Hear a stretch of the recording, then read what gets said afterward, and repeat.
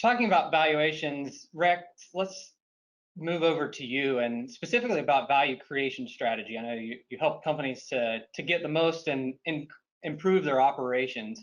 When you're talking to a company for the first time about their value creation strategy, where do you even start?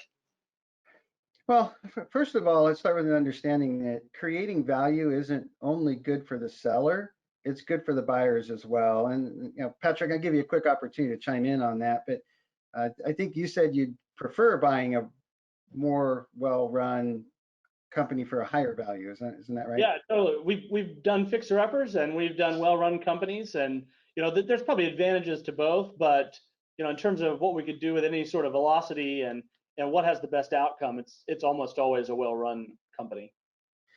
Yeah, so how do you build a well-run company is the big question, because you're actually providing more value to the buyer if you're a well-run company. So the more you can build, a valuable leadership team that they can acquire, the more that you can build a valuable client base that has good, strong contracts in place, the better. The more the buyer can build a consistent quality service delivery model that's in place and running, the more the buyer can buy a client that has a functioning referral base, right? The better. And there's a saying we say, when's the best time to plant a tree, right? 30 years ago. When's the second best time to plant that tree? Today. We kind of have to apply that same concept to your value creation strategy when you're building the operational side. There's a lot of times I have a conversation with an owner where they've kind of reached their age or whatever life event is driving them to say, I think I'm ready to sell my company. Can you help me get it ready in 6 months? And I just, I have this sinking feeling in my heart, because it's like, man, we should have started this 3 years ago, building that strategy. If you look at CeeLo, we got these 87 different operational focuses that start with the first section is getting your PSA configured, and whether it's Autotask or ConnectWise or whatever, we don't really care. The second stage is really all the processes around how you manage the life of your ticket, from triage to dispatch to engineer time entry to billing. The third stage is measuring your KPIs, and, from both a financial perspective and, kind of an engineer ticket level kind of thing. The fourth stage is, we call it your service team HR. That's org charts, job descriptions, aligning your comp plans with the growth that you're looking for. Section 5, we call it leverage your tools. That's how well are you getting the margins you're looking for from leveraging your RMM tools and your documentation tools and patching tools and backup methodologies and that kind of stuff. Section 6, we get into accounting systems, which is huge. In preparing to either do buy side or sell side, having a chart of accounts that's aligned with some sort of an industry standard. We happen to prefer service leadership. The way that you do your deferred revenue. I think Rick or Patrick, you can chime in real quick on some problems you've had with deferred revenue even recently, right? Sure. Patrick, why don't you go first? Yeah, we've looked at a couple of deals recently, and the best practice from service leadership to anyone is bill in advance. Your revenue is due the day before you start service, or for your managed services, and which means you've got an outstanding liability to provide that service, whether you collected the money or not, and particularly if you've collected the money. And so what we run into a lot when we're looking at a deal, they've got $200,000 in deferred revenue that on the day of closure, they generally have to come bring a check for $200,000 that maybe they weren't necessarily aware of. The concept of deferred revenue is out there, but as with a lot of small business operators, the balance sheet's just something that is not something that they focus on. And so it's good to hear that you're putting focus there, because that makes a big difference whether a deal can close or not for us. And Rick can tell you, we've had deals blow up when they look at the size of that and they're like, oh, I thought I was getting an $800,000 check, and now I've got to give 200 of it back to the buyer. I thought that was my money, right? And it's not. So a concept, Rex, you might want to add to the mix, and it's the real general concept is any deposit money or any money that you take in on an annual prepayment, a quarterly prepayment, there's nothing wrong with that from a cash flow perspective. It's awesome, but you're the custodian of that money. It's not really your money. It's still the customer's money, even though it's living in your bank account because you haven't performed the services yet. So accounting puts that on a balance sheet. So there's debits and credits on the balance sheet. So when you have that debit on the balance sheet as a liability, it's a service delivery liability. Then you've got, when you earn that money by performing those services, you move it over to your P&L, and you can earn that money and put your expenses against it. So, Yeah. just a basic concept like that. But we had a deal that having nothing to do with Patrick where there was $700,000 on a not a fairly large company. They were really good at getting deposits and doing all that stuff, but the owner literally thought that was already his money. He had already earned it, and it blew the deal up because he didn't get that. Yeah, so I don't want to get too much into specific deals, but so section 6, we really focus heavily on getting accounting systems in order, ready, really, so you're ready for due diligence. Section 7, we call it the client-facing systems, right?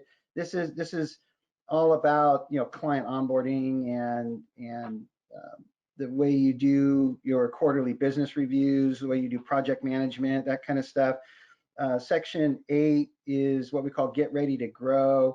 It's getting employee onboarding systems, hiring processes in place, the way you do your one-on-one and goal setting with your team. And then 9 is marketing, right? What's your lead generation processes, the operational process around that. And section 10 is all the operational processes around selling. And ConnectWise, a couple of years ago, when the HTG component that became the ConnectWise Evolve, Arlen Sorensen and Brad Scow started talking about this thing that they were calling the entrepreneurial journey, in that companies they all start sort of in this muscle and feel stage. Right? I sometimes call it growth stage 1, where the valuation of the business is very much tied to the muscle of the owner, right? They have to be completely involved. And that makes it a very difficult business to sell. As they mature, they move into this managing to what good looks like stage. And it's interesting, we've never, at C-level, we've never coached a company into that first stage, right? That's we inherit them there a lot, but we'll at least start coaching them into this managing to what good look like. And what happens is they realize you want to measure yourself, but you can't measure yourself because you realize you don't have any good data, and you don't have any good data because you don't have any standardized processes, right? So a company that's moving through that second growth stage, your valuations are probably still going to be fairly low, right? Because it's a lot of anarchy that you're managing. But as you move through that stage, you're increasing your valuation because you're creating better processes and teaching people how to follow them and creating better data so that you have KPIs so that you can make business decisions. But there's still a lot of room to grow on the valuation of your business when you're in this stage. Then as you move toward the third stage, which is building teams and strategy, the focus here is really about the leadership team running the company instead of the owner, right? And that's a big move, because now you're shifting the value of your organization to the organization rather than the value of the owner. And Can I interject for 1 second? Just put that yeah, in a couple word context. You're going from a consultancy based business to an actual business. And you have to ask yourself, what happens if I got hit by a bus? Is my business going to prosper and keep going on? And if you can't answer that question, you're still a consultancy. And that's where you find some of your early stage businesses when they're early. The owner's in the business, everybody's working hard. They're all running tickets and things like that. As you just said, you're graduating from different levels up to where you're a actual for-profit going concern business. So if something happened, it still functions without you, right? And that business is yeah. definitely more valuable than the performer. Yeah, and a good sign that you're getting at the end of this building teams and strategy is the owner, when they come to work each day, they're starting to wonder what's my value to the organization. I've kind of transitioned all the hats off of myself onto somebody else. What am I supposed to do now, right? And that's a sign that you're ready to move into the leading toward legacy, where the owner's mostly focused on sharing wisdom and maybe polishing up their exit strategy.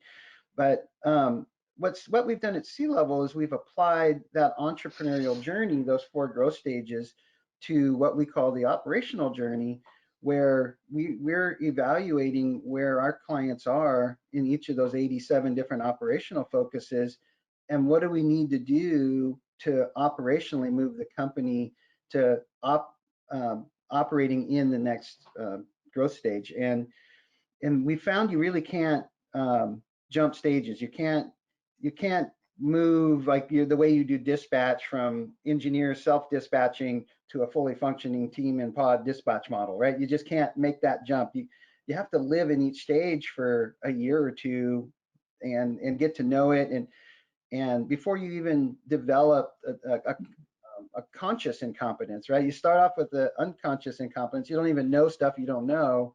So at least you know the stuff you don't know, to now you know how to do the stuff you didn't know, right? And we have to help our clients live in each of those stages. And sometimes it's a 2 to 3 year process to really get them going through. So when they come and say, hey, I just woke up and I want to sell the business, I'm just like, oh my gosh, we have a valuation problem.